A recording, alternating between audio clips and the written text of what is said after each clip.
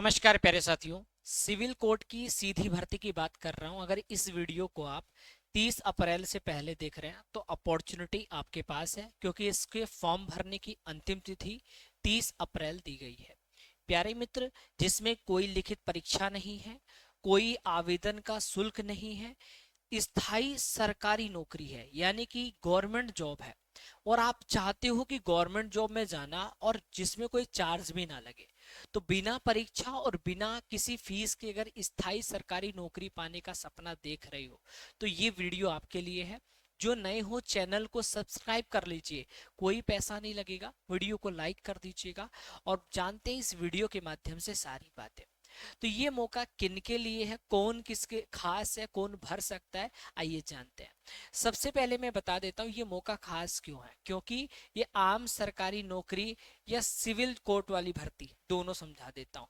देखो, अगर आम सरकारी नौकरी की बात करें तो उसमें लिखित परीक्षा होती है, पर इसमें लिखित परीक्षा नहीं है। ठीक है, इसमें केवल एक छोटा सा इंटरव्यू है जिसके बिना पर आपका यहाँ पर सिलेक्शन होगा। ठीक है, बहुत सारी वैकेंसी आती है जिसमें 100 से 500 रुपया चार्ज लिया जाता है।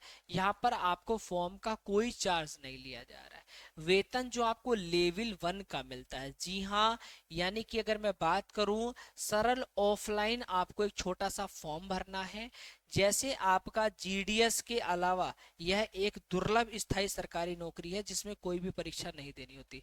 जैसे आपने जीडीएस की परीक्षाएं देखी होंगी ना, उनमें एग्जाम नहीं देना पड़ता। ये जीडीएस की नौकरी नहीं है मेरे दोस्त, जी हाँ, ये जीडीएस की नहीं है। ये मैं कहना चाहता हूँ कि जीडीएस में जैसे आपने देखा होगा ना बिना एग्जाम के जाते हैं, ऐसे यहाँ पर भी आपको बिना परीक्षा देकर ही आप जा सकते हैं, बस आपको डायरेक्ट इंटरव्यू देना होता है। अब समझा देता हूँ। देखिए, यहाँ पर जो फॉर्म भर सकते हैं, 12वीं पास जो है वो भी आवेदन कर सकते हैं।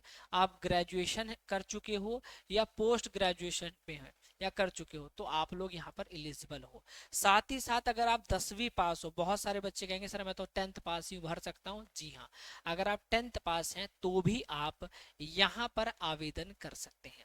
आप किसी भी उच्च शिक्षा स्तर के हो सकते हैं, लेकिन न्यूनतम 10वीं पास होना अनिवार्य, यानी 10वीं 12वीं ग्रेजुएशन पोस्ट ग्रेजुएशन जो भी कर रखा है आप एलिजिबल हो।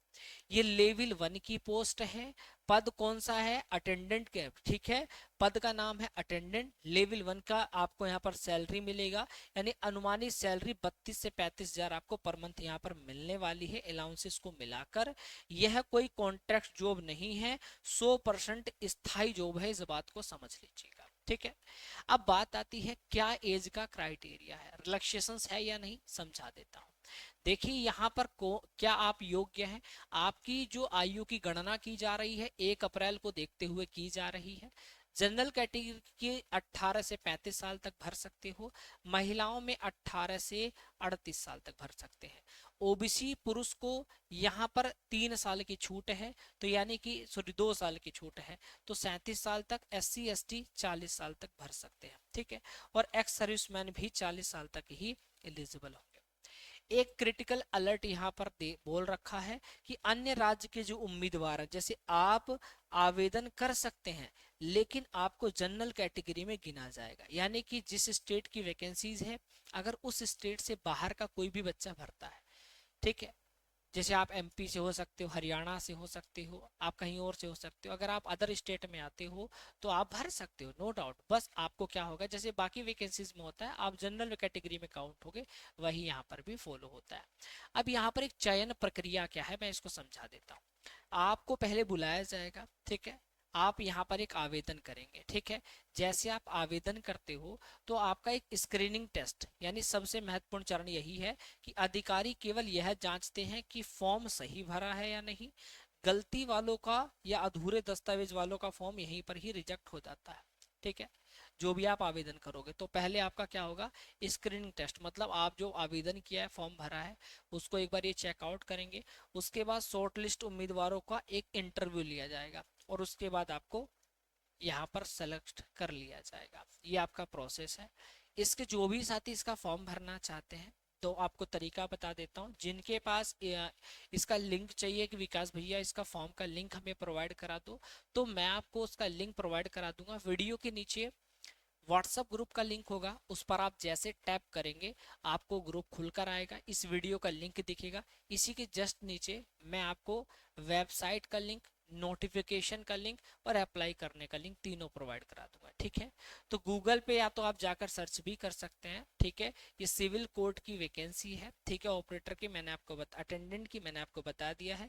वेबसाइट पर जाकर आप सर्च भी कर सकते हैं। ठीक है, नोटिफिकेशन को डाउनलोड कर सकते हैं, पेज नंबर 4 5 6 का प्रिंट आउट निकाल कर आप इसको क्या कर सकते हैं, यही फॉर्म आपको भरना होता है। ठीक है भाई, तो घबराने की जरूरत नहीं है। आपको कैसे भरना है, ये आपको फॉर्म ऑफलाइन भरना होता है। ठीक है, यही नोटिफिकेशन के 4 5 6 ये 3 पेज हैं, इनको डाउनलोड कर लीजिएगा और इसी को आपको फॉर्म को भर के आपके आसपास जो डाकघर है वहां पर आपको सबमिट करना है। ठीक है, लिफाफे में क्या क्या डालना होता है, आवेदन फॉर्म, जो आपने फॉर्म भरा हुआ है, भरा हुआ फॉर्म और पासपोर्ट साइज फोटो आपको जो चिपका हुआ वो इसके अंदर डालना है। आयु प्रमाण पत्र या पहचान प्रमाण, कोई भी आधार कार्ड, कुछ भी आपके पास है, आधार कार्ड हो, जन्म आधार प्रमाण पत्र, ठीक है, कुछ भी आपका, ये सब डालिएगा। आपकी जो क्वालिफिकेशन है वो डाल दीजिए, निवास प्रमाण पत्र डाल दीजिए। ठीक है, कहाँ के निवासी हो। ठीक है भाई जी, तो ये सब चीज क्या लगेगा आपका, एक तो आधार कार्ड, ठीक है, आधार, एक तो जो आपने फॉर्म भरा है, जो आपने फॉर्म भरा है 3 पेज का जो है आपको ये डाल देना है, फॉर्म डालना है। दूसरा आधार कार्ड डाल देना है। ठीक है, आपकी जो भी क्वालिफिकेशन है, ठीक है, जो भी आपकी क्वालिफिकेशन है अभी वो अपना डाल दीजिएगा। और साथ में आप जब ग्रेजुएशन कर चुके हो, 12th या पोस्ट ग्रेजुएट, साथ में 10th की मार्कशीट की भी आपको फोटो कॉपी, इन सब की फोटो कॉपी डालनी है। ठीक है भैया, ओरिजिनल मत दे देना। ठीक है, इतना हो गया। निवास प्रमाण पत्र, आप कहाँ के निवासी हैं, निवास प्रमाण पत्र, निवास प्रमाण पत्र। और साथ में आपको एक डालना है जाति प्रमाण पत्र, जाति प्रमाण पत्र, प्रमाण पत्र। ठीक है, जाति प्रमाण पत्र ये आपको डालना है। ठीक है, इसके साथ साथ सभी दस्तावेज की फोटोकॉपी अपने हस्ताक्षर उस पर कर देना। ठीक है, ध्यान रखिएगा। अतिरिक्त लाभ, अतिरिक्त लाभ सर्टिफिकेट, अनुभव प्रमाण पत्र, अगर आपको कंप्यूटर का सर्टिफिकेट या किसी प्रकार का अनुभव प्रमाण पत्र है तो वो भी आप डाल दीजिएगा, जिससे कि आपको उसका फायदा भी मिल सके। ठीक है, फिर जो लिफाफा होगा, तो लिफाफे की संरचना आप देख सकते हैं कि एप्लीकेशन फॉर द पोस्ट, जिस पोस्ट के लिए आप अप्लाई कर रहे हैं, यहाँ पर पोस्ट यहाँ पर लिख दीजिएगा application for the post of, जिस पोस्ट के लिए भर रहे हैं।